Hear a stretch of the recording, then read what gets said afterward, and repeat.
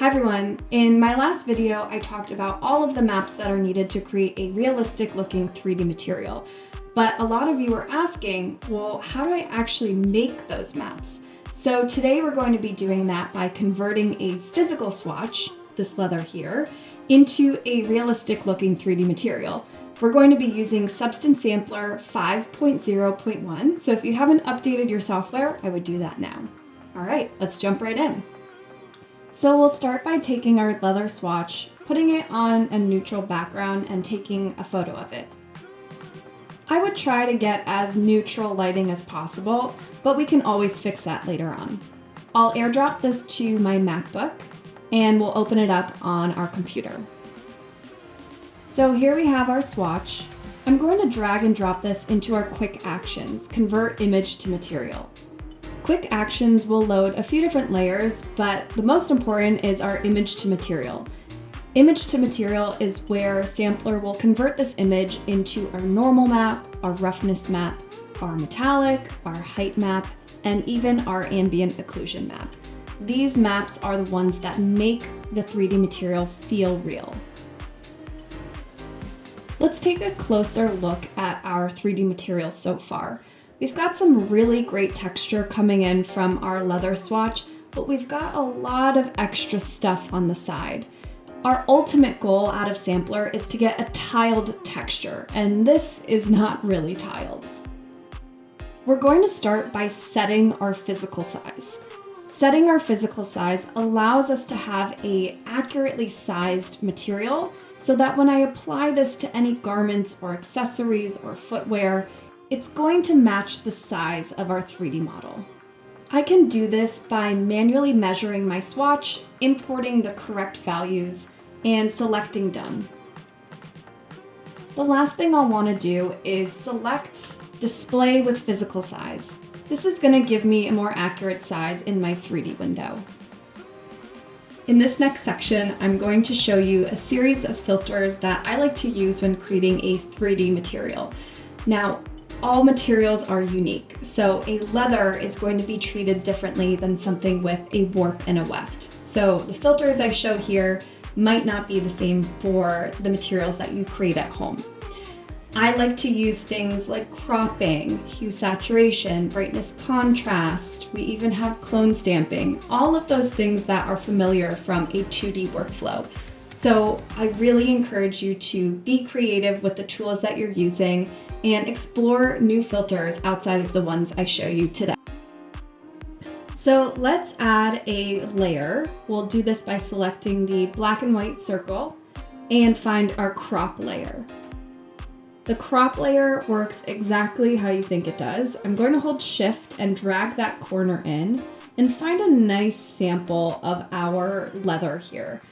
If you look on the 3D side, you're starting to see that we have a much better tiled texture. I'm just going to fiddle with this, maybe even rotate it a little bit. When we're dealing with leathers, this is a natural skin, so it has more of a direction to it. So turning this will help with the tiling of our 3D material. When we look at our 3D view, I'm noticing some high and low spots on our swatch. So this is where one of my favorite layers, Equalize, comes in to help us. By adjusting this radius slider, it's helping us even out those high and low spots that we're seeing. That's really what Equalize does, is it helps neutralize those high and low spots. But when we look at this swatch, we're still seeing that nice highlight hit in the center. So what I can do is actually go into each individual channel and help with the equalization in there. So you'll notice I'm in the base color channel and I'm adjusting the radius for the base color channel only. This is a great example of why I encourage everyone to really play with the filters and what they have to offer. You really can't break the filter. You can always delete it and start over. I discovered overriding channels just by playing with these filters alone. All right, so next we're going to go into actually tiling, and we have some really great filters for this. The first one is Make It Tile. Make It Tile is a really great filter, especially for more natural materials, things like leathers, horns, pearls, bone, things that don't have a clear direction to it, like something with warp and weft. You'll see that I'm adjusting the sliders until I get the look and feel that I want. We have other tiling layers, one appropriately named called tiling. Tiling is a really exceptional layer. It might not be the best for the leather in particular, but I would love to show you it just in case it comes up. When it comes to tiling, we often see these harsh vertical and horizontal lines. So tiling creates this jagged edge on both the top and the left corner, sort of like a puzzle piece to help our eye get rid of that naturally occurring vertical and horizontal line. I often like to bring my bounding box in because we'll often see these gray appearances that is the filter not recognizing that the material is there. So dragging that bounding box in just gives me more room to play with that filter.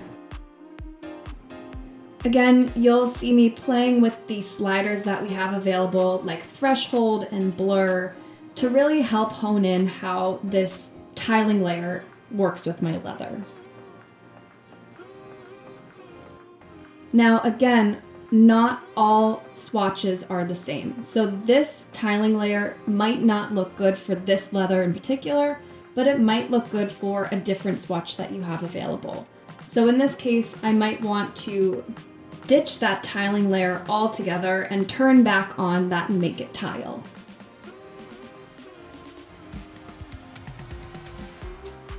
Now, our ultimate goal out of Substance Sampler is to create a seamless tiled texture.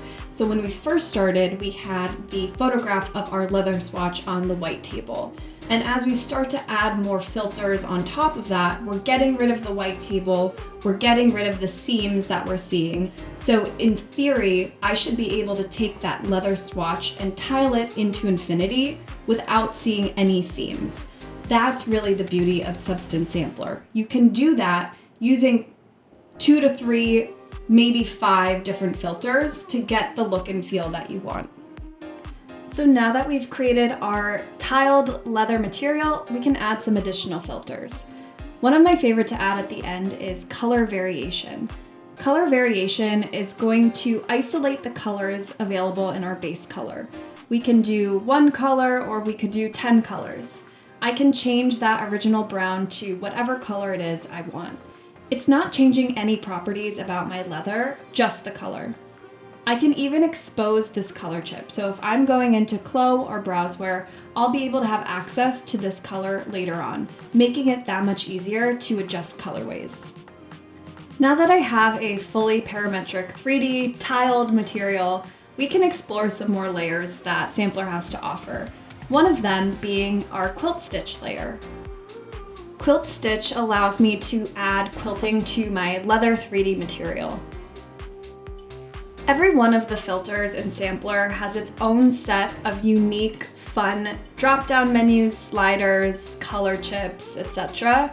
So it's really fun to go into these layers and start to discover what's available. For example, in Quilt Stitch, we're able to change the pattern type. We can add more than one top stitching. We can adjust how quilted it even looks. It's a really fun layer to play around with and gets you that much closer to a very realistic 3D material. So there you go. We've got our amazing looking leather ready to go in just a few minutes. So this is how you create a fully tiled parametric 3D material from a photograph. Now, I only showed you a couple of my favorite filters, but there's a lot more to show. If you're interested in seeing what's next, drop a comment below, like this video, and subscribe for more. See you next time.